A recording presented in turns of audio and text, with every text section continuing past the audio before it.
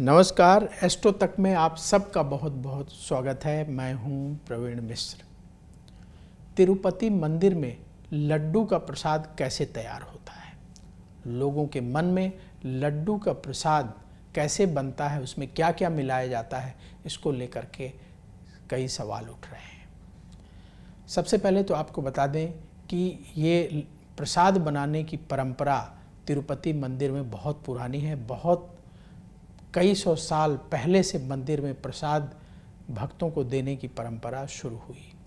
ऐसा कई जगह मिलता है वर्णन कि तिरुपति मंदिर में सन 1803 में बूंदी को प्रसाद के रूप में दिया जाता है। बूंदी का प्रसाद जैसे आप हनुमान जी को चढ़ाते हैं मंगलवार को, इसी तरीके को बूंदी का प्रसाद दिया जाता था। बाद में ऐसा कहा जाता है कि 1940 के आसपास ये परंपरा बदली और बूंदी की जगह लड्डू प्रसाद के रूप में दिया जाने लगा। अब ये लड्डू बनता कैसे है और इस लड्डू को बनाते समय किन बातों का ख्याल रखा जाता है, ये भी जानते हैं। ऐसी जो है मान्यता है कि ये लड्डू का प्रसाद बहुत पवित्र माना जाता है और अगर आप तिरुपति दर्शन करने गए और ये लड्डू का प्रसाद नहीं लिए तो दर्शन अधूरा है, अधूरा माना जाता है। इसीलिए इस लड्डू के प्रसाद की बड़ी मान्यता है। जो डाटा हमारे पास अवेलेबल है उसके अनुसार वर्तमान समय में मंदिर में रोजाना करीब 8 लाख लड्डू तैयार करने की क्षमता वाली रसोई है और मंदिर में प्रतिदिन 650 कर्मचारी लड्डू बनाने का काम करते हैं, ये प्रसाद बनाने का काम करते हैं। अब ये जो विशेष लड्डू तैयार होता है तिरुपति के मंदिर में जो प्रसाद के लिए, इसमें क्या क्या चीज़ें मिलाते हैं तो देखिए, बेसन, काजू, इलायची, घी, चीनी, मिश्री और किशमिश को इसमें मिलाया जाता है और फिर ये प्रसाद तैयार किया जाता है। ये जो प्रसाद है ये बहुत ही पवित्र माना जाता है उन भक्तों के लिए जो भगवान तिरुपति के दर्शन करने के लिए जाते हैं और ये प्रसाद अवश्य लेकर के वहाँ से आते हैं और अपने घर परिवार वालों को, अपने रिश्तेदारों को, अपने करीबी लोगों को प्रसाद देते हैं। जैसा कि हमने आपको पहले बताया कि अगर आप दर्शन करने गए हैं और प्रसाद आपने नहीं प्राप्त किया तो दर्शन अधूरा माना जाता है। ऐसा कई जगह वर्णन मिलता है। इसलिए प्रसाद सभी लोग लेते हैं जो वहाँ जाते हैं। जिस रसोई में ये जो प्रसाद बनता है वहाँ शुद्धता का विशेष ध्यान रखा जाता है। उस रसोई को लड्डू पोटू कहा जाता है। वहाँ लड्डू ये तैयार होता है। ऐसा कहा जाता है कि पहले चूल्हे में जो है चूल्हे का इस्तेमाल करके लड्डू बनाया जाता था। बकायदे उसमें लकड़ी जलाई जाती थी, फिर आग जला करके बनाते थे। लेकिन 1984 के बाद से एलपीजी गैस का प्रयोग करने लगे। गैस के सिलेंडर का इस्तेमाल करके प्रसाद बनाया जाने लगा। तो जो लड्डू पोटू रसोई है उसमें हमने आपको पहले भी बताया कि 8 लाख लड्डू प्रतिदिन तैयार करने की क्षमता है। अब ये जो प्रसाद है इसको विशेष तरीके से बनाया जाता है।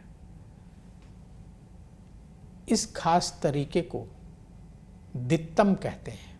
प्रसाद बनाने का जो तरीका है इसे दित्तम कहते हैं और इसका बाकायदा जो है सिस्टम है कि दित्तम में जो है क्या क्या चीज़ें मिलाई जाएंगी। समय समय पर इसमें बदलाव हुए हैं और अभी तक करीब 6 बार प्रसाद बनाने के तरीकों में बदलाव किया जा चुका है। अभी जो सामग्री मिलाते हैं हमने आपको पहले भी बताया, एक बार फिर बता दें।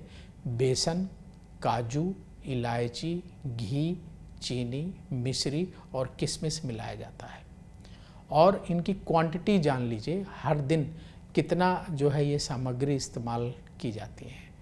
तो लगभग 10 टन बेसन, प्रतिदिन की बात बता रहे हैं आपको, लगभग 10 टन बेसन, 10 टन चीनी, 700 किलोग्राम काजू, 150 किलोग्राम इलायची, 300 से 400 लीटर घी, 500 किलोग्राम मिश्री और 540 किलोग्राम किशमिश का इस्तेमाल किया जाता है, ऐसा डाटा मिला है।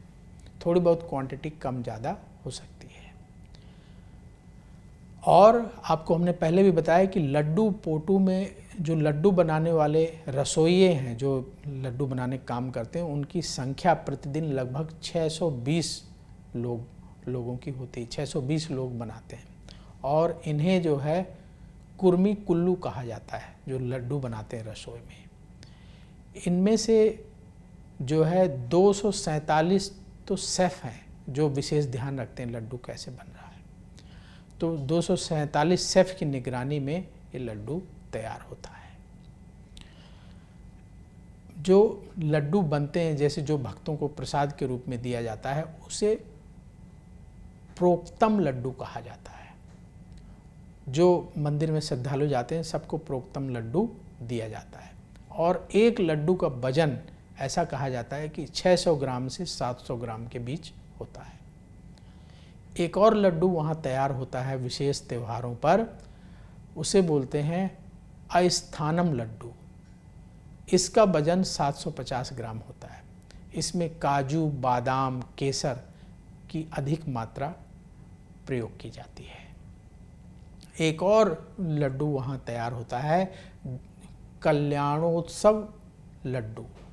कल्याणोत्सवम लड्डू विशेष भक्तों को दिया जाने वाला प्रसाद होता है। इस कल्याणोत्सव लड्डू की अपनी अलग डिमांड है, बहुत डिमांड है। तो ये कई सौ सालों से ये परंपरा चली आ रही है, वहाँ प्रसाद बनता है, भक्तों को मिलता है। तो इस प्रसाद को भक्त ग्रहण करके अपने आप को बड़ा भाग्यशाली मानते हैं।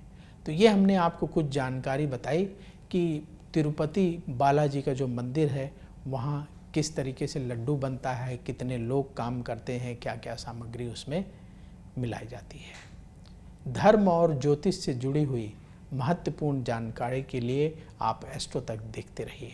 फिर बहुत जल्दी होगी आपसे मुलाकात, किसी और विषय पर करेंगे बात। नमस्कार। एस्ट्रो तक ऐप पर आपको मिलेगा भविष्य से जुड़े हर सवाल का जवाब। डाउनलोड कीजिए एस्ट्रो तक ऐप और चुटकी में जुड़िए इंडिया के बेस्ट एस्ट्रोलॉजर से।